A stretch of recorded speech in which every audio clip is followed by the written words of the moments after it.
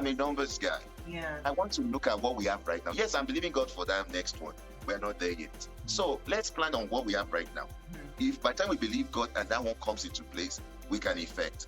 But Obi is not like that. Obi will prefer to believe God. We should take the step and believe God to meet us along the way. So that's one area that we're still working on and trusting God for, so that we can be on the same page. And I think it's getting to the point where I just, like, somebody advised me. He said, just pray that both of you will be on the same page, whatever project, whatever you want to do. Because what I normally do is I just want to see, I mean, you know how it is. If it was in Nigeria, we know how different it is. Living here, it's, it takes special grace of God to do, grace of God to get some things done. So I'm always looking at the fact that there are so many things we want to do.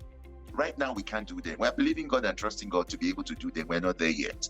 Now, my own concept or my own idea is that we're still believing God to get to that level. We're not there yet. So why should we take another step that will compound where we are right now?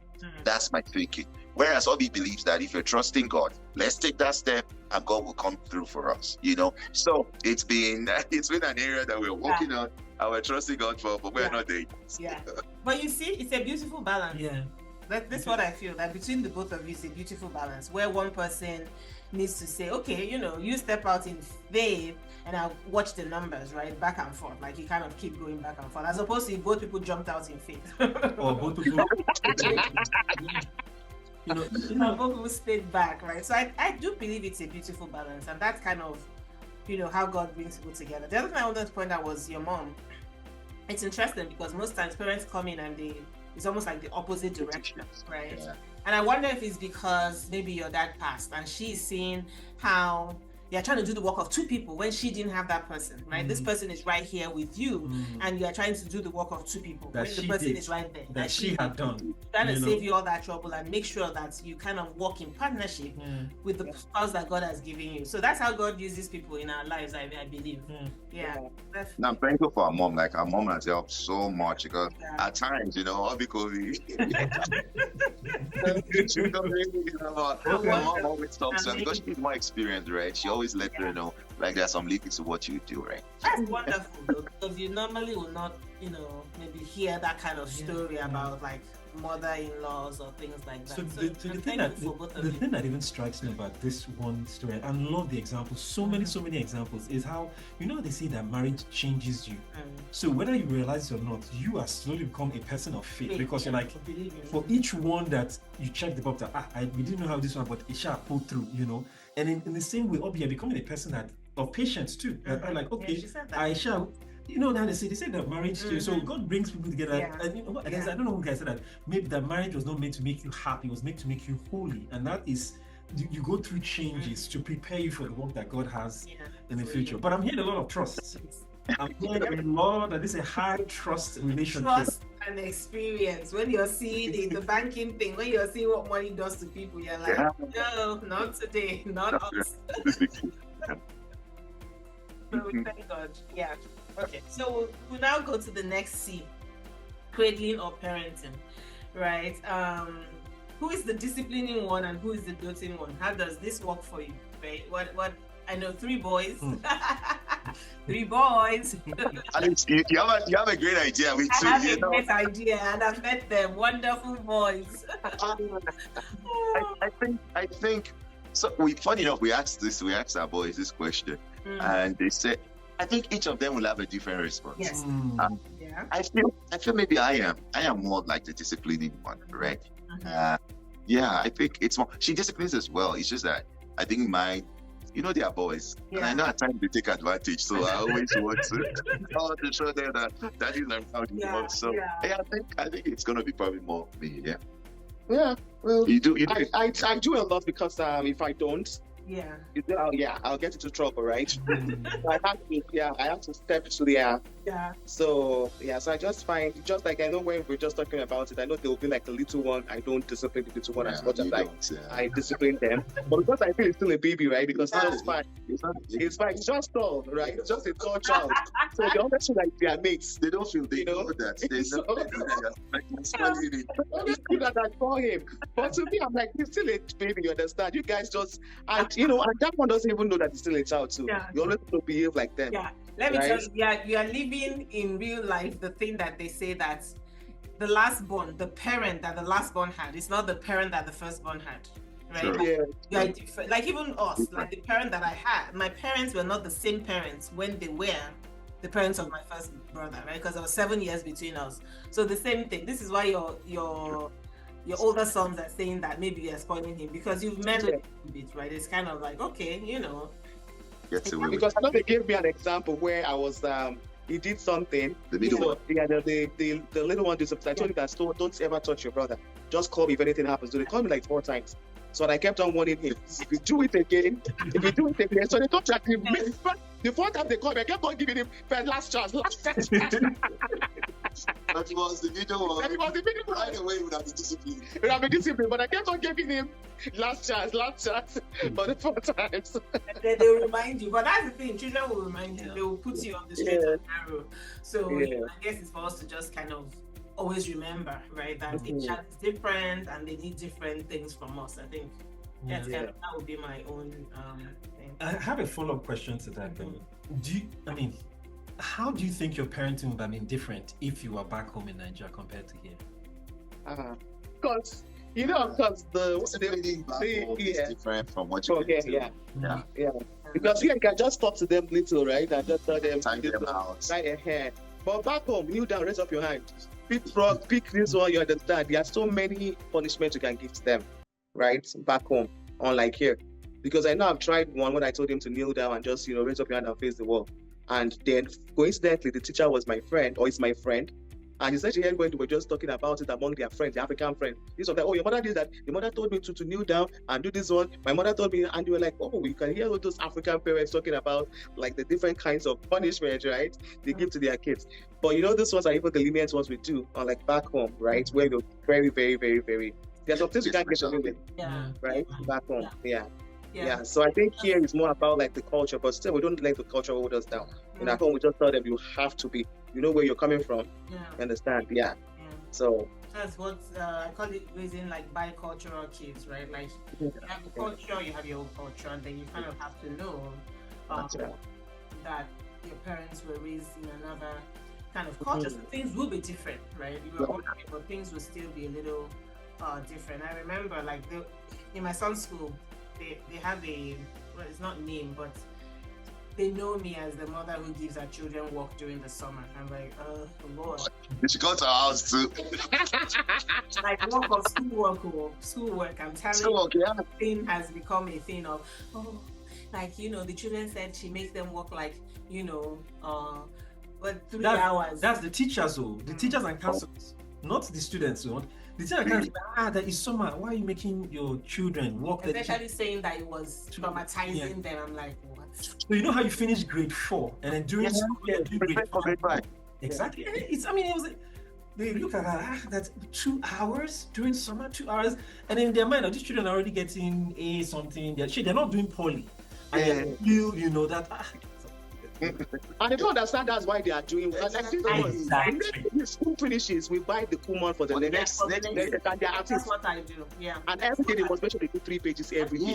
Before they do anything. That's what I do. This is what I do. This is what every day. So must make sure. Told them, they called me, they were like, is it true? I'm like, yeah. Like, what's the problem? But it was a problem because it's like almost like you should let them rest. I said, but to rest.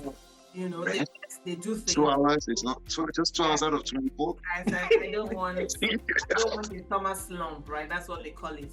But it's a thing. I mean, I'm telling you, if that woman wrote it in the records, I said, if you like, write it anywhere. Write it,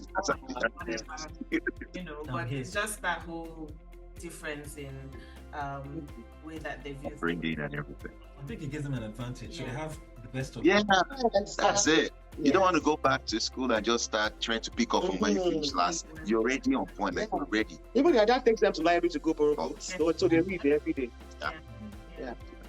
Okay, so how has we've heard you call your faith, but we just want to hear from you. How has your faith changed the way you do marriage and family? Especially in a different country. We're talking about this idea of a different country. I'm telling you, like, it's the same, but it's not the same, right? And I think you guys know what we're saying. I think for us, like faith, I think it's really helped us honestly because we the church we go to, unfortunately, we don't go to a Nigerian church. Okay, it's predominantly Caucasian. Though there are lots of people from other international other countries, so to speak. So we have a great church we go to. The kids are involved. We're involved. Like, we're workers. Our kids work as well in church, and it's really helped us because the kind of friends we also have from church, they're really like, these are people you can call when you have challenges. I remember even when my dad passed, then it was a tough time because financially I wasn't where I was supposed to be. A few friends from church actually reached out because we are part of a small group as well, like a fellowship. So we meet every week, once a week, and they reached out. They gave a lot of gifts, financial gifts, which really helped because that time it was a tough time, like I said earlier. So it's really been helpful because you have the kind of people you're looking up to are people that are also strong, like strong family. They have the same kind of values that we have, so it's been really, really very helpful. So we can say it's been great. Honestly, it's been great, and also not having time for those kind of things that can cause issues in marriage. The kind of friends that our kids have, they are the same. They meet in church, they meet in school, so it's still that same circle. Yeah. So I think the most important thing is having our foundation so in Christ too, right? Yeah. So that's just the major thing for us too, and just going by His words and being a solid foundation. I think that's really, really where our trust and doing marriage the biblical way, what does God expect from us too, right? As His children, right? So I think that's really majorly what helps us, and to stay focused and know that in this marriage is for better, for worse. What does God want for us? So it's just being focused and just calling on Him anytime when we have challenges, knowing that we have to look up to Him. Pray. So when we even have challenges, just pray and just trust God. Just build those words upon our marriage. I know there's one of our pastors that came one time to visit and said the best thing you can ever do for your marriage is praying together, right? So we try to do that every month. Just hold hands and just pray, no matter how long it takes. So just praying every day. Because when you're praying together every day, there's no how any other, even though they come, right? You can fight that. We are prepared to fight that battle, right? So, but then if we are not together, we don't pray together and all that, that's when we have opened ourselves to the enemies too, right? So yeah, so I think it's just God being our foundation is one of the key things that's really helped us, living in His promises. When things will happen, like I usually would tell my husband, one thing we'd always say when we got married was that no matter what happens, no matter how offended or whatever we have, we can never allow that quarrel to stay more than 24 hours. So no matter what, if you like, be angry and come back. So when we're sleeping on that bed, we're going to talk about it. He doesn't like complications in the initial stage, right? But just that I don't even have to keep quiet, so I talk about it right away. So we have to have the complication. So, and I think that's really helped us a lot. Just that one thing, that's 24 hours, we just have to. So that really helped us for that 16 years. So I just thank God. So talk and don't stay quiet. just when I talk and talk, you just say, I've heard. But because I want to make all my points clear so you hear everything. Yeah. Right? But it sounds like he's listening. He's not saying it just to shut you down. Right? Exactly, listens. I know that's one thing my mother-in-law will always remind me. Thank God that you married the husband that listens. So I said, I used to thank God. I said, thank God, because I'm very grateful to God for that. Because I would have been in trouble. So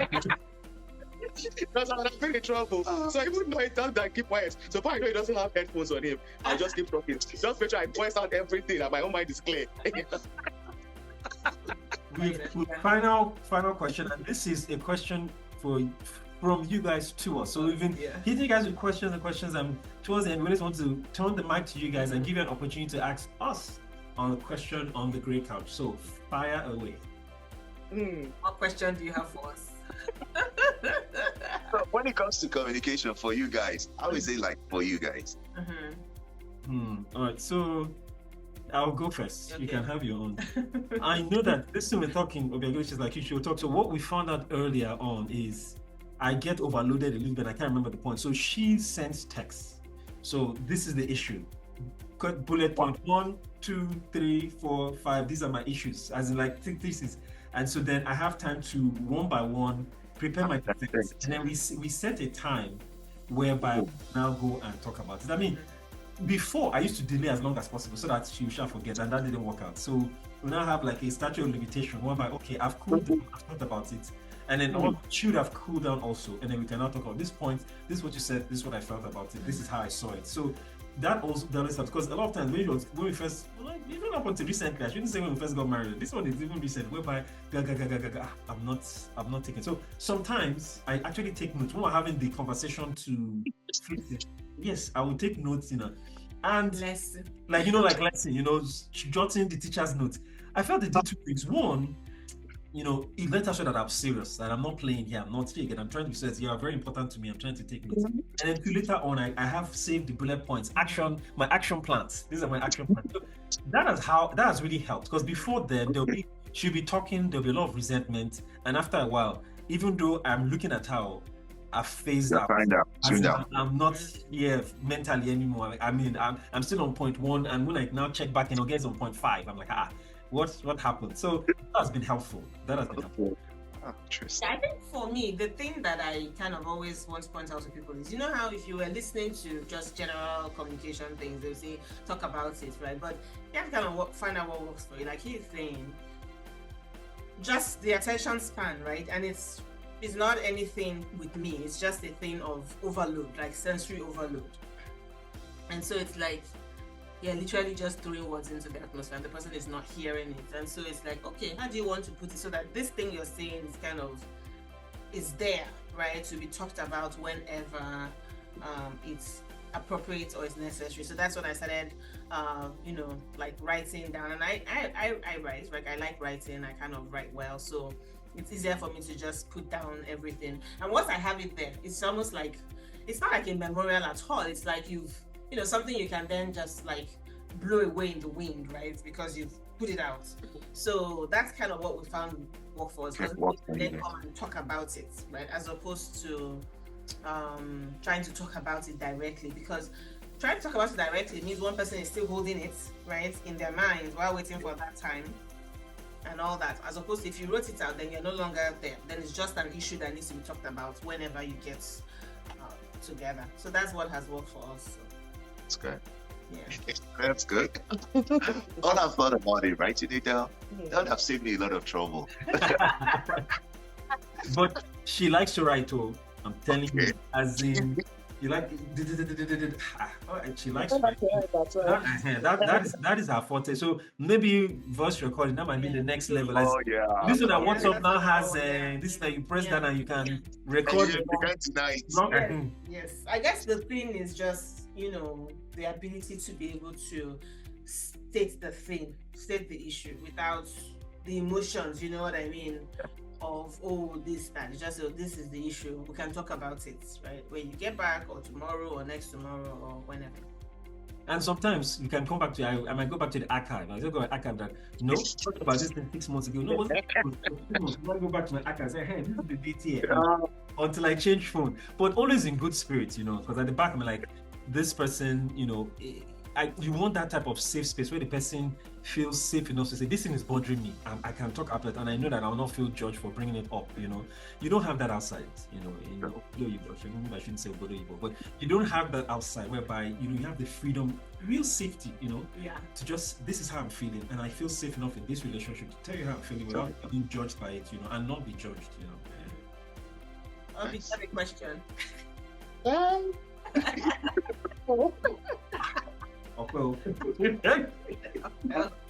So what's a disciplinarian amongst the two of you, between the two of you? It's her.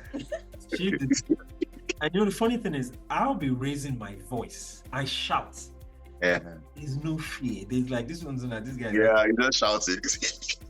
She rarely raises her voice. Either she looks or she speaks in very low tones. They are very, very afraid, So it comes to say where I'll say no, they'll not go and meet mom. Or if I say yes, they'll go right away. But if I say no, let's go and meet mom, we might get a different response. Yeah, they do that a lot.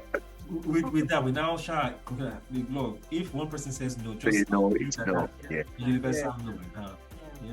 think there was a time I told Obi about it as well. Yeah. Like anytime they will come and meet you, find out from them whether they've asked me first because they're so smart. Yeah. They know they don't need more. That they will manipulate you. I think the thing is not even about physical discipline or anything. For me, it's always about consequences. Like you take away a privilege, and I don't make empty threats. And I learned this a long time ago from my parenting. That you don't talk much, but when you say I'm taking away this thing, you have to just take it away. When you do it one time, do it 2 times, then do it now. Okay, when you say if you don't do X, then Y happens, then they know, right? There's a linear relationship between getting Y. So I think that's kind of for me. Yeah, and like Obi said, I'm with them most of the time, so I find that I have to do this, otherwise they will be taking everything for granted. So there you have it. Benga and Obi, thanks so much for coming on the couch with us. They will be back. No, maybe we will be in their house next time. The couch away from the couch. The couch away from. That's our favorite thing to do, right? I just have a great couch too. I can see. Yeah, so it's our favorite thing to do. See two people on their own couches and just have a conversation. So Thanks for having us. And from our couches to yours, it's bye.